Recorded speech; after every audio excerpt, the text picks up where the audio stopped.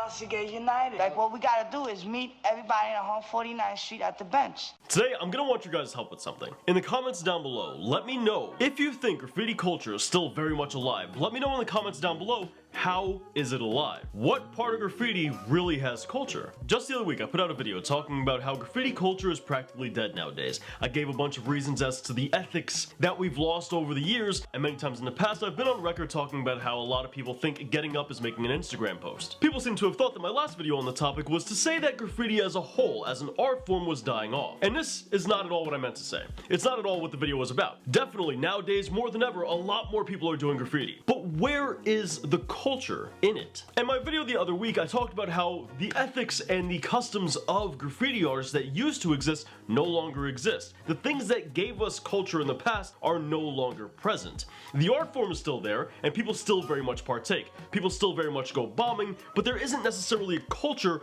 in the bombing aspect anymore. It's just something you do. More so diminished to a simple verb that you can choose to partake in. Not really much of a community or culture aspect to it. Seeing as, once again, as stated in the previous videos, the respect of graffiti is dying down with each generation. People no longer care about legends as much as they used to, and the hierarchy of graffiti is no longer as respected as it used to be. As well as people just putting down anybody in crews and not really being in the crew because they're close-knit with those people. While certainly people still get in crews for that reason, it's becoming increasingly more popular to be in a crew just to be in a crew. And all of this aids to dilute the culture of graffiti. Now, whenever people defended culture being in graffiti, they always referred back to how it's just changed, it's adapted, and it's more modernized. And my question to you is, how? People then tried to say, oh, well, you know, it adapted to social media and it's more modernized because of that. Where is the culture anywhere online? You can't get up online, that's not how getting up works. You get up out in the streets. Sure, you can hit a DL spot, make an Instagram post, so like that 1,000 people see it, but there's no culture in making an Instagram post or making a YouTube video about doing graffiti. Trust me, I've been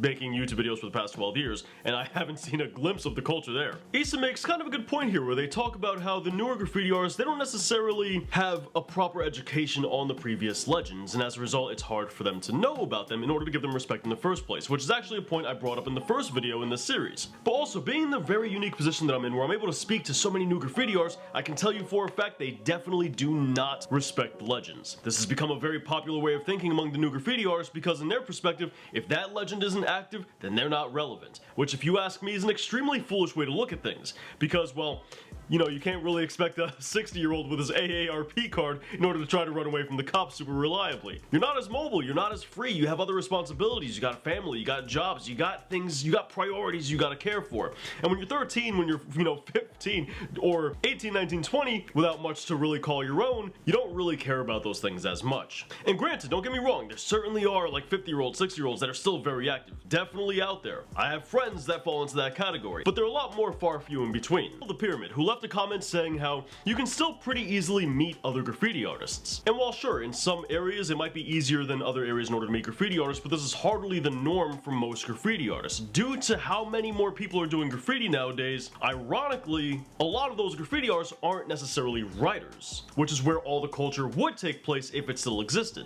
The big city already had a healthy population of graffiti artists, so when graffiti spread, it spread to suburbs and the country, where there isn't a reliable way to meet a lot of other graffiti artists. So for the majority of graffiti artists nowadays, they still can't meet new graffiti artists. One of the major points a lot of people brought up was that, graffiti culture is still very much alive because them and their friend go out and, do illegal graffiti, they go out bombing. And once again, my point was never that people aren't bombing out there, they definitely are. My point was, where's the culture in that? Where's the respect that used to be there? Because currently that respect is dying off. Where's the people that care about the hierarchy of graffiti? Because, once again, I get new comments from new graffiti artists daily telling me that they don't care what the wall has on it, they're going over it if they want the spot. These are the unspoken rules that made the culture, and those rules are dying off. You see, when I think about how the culture has changed, there's definitely certain things that have changed long ago that changed for the better. For example, one of those things was hitting trains. And obviously the train situation kind of took a dive and people had to resort to freights, which people admittedly were already hitting,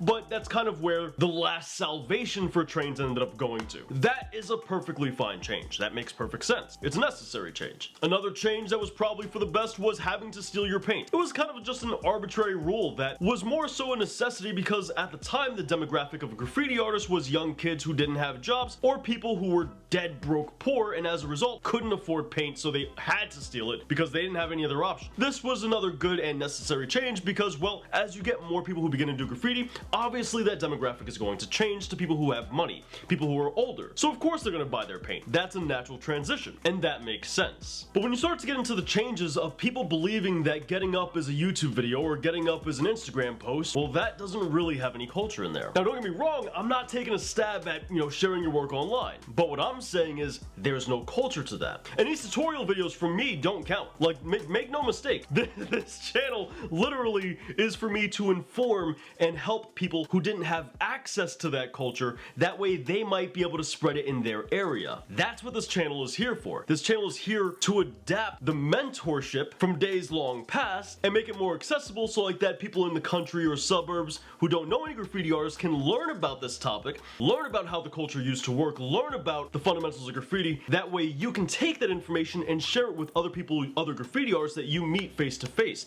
in hopes to keep the information alive, to keep the culture alive. So no, my channel, my content is not culture at all whatsoever. Never will be, never has been, don't want it to be. My channel is just here to inform you, that way you can help keep the culture alive, or spread knowledge about the fundamentals and so on and so forth, as my channel does, have a lot of tutorials on it. I think one of the best topics in order to kind of hit home for this conversation is beef. In the past, you had beef. You can either handle it on walls or you can handle it in a fight. If you're part of my generation of graffiti artists and before, you've probably done both. It's not exactly uncommon at all. Beef was largely a part of the graffiti culture. It went hand in hand with graffiti. And now people have beef online. What even is that? That's not really how graffiti beef is. That's not realistic to how it works at all whatsoever, because what you're doing is no different than the online bullying that we see so prevalent today. You ask me, getting bullied in a schoolyard is far less severe than actual in-person graffiti beefs. So the comparison just isn't there. How are you gonna digitally go over somebody from the whole world away?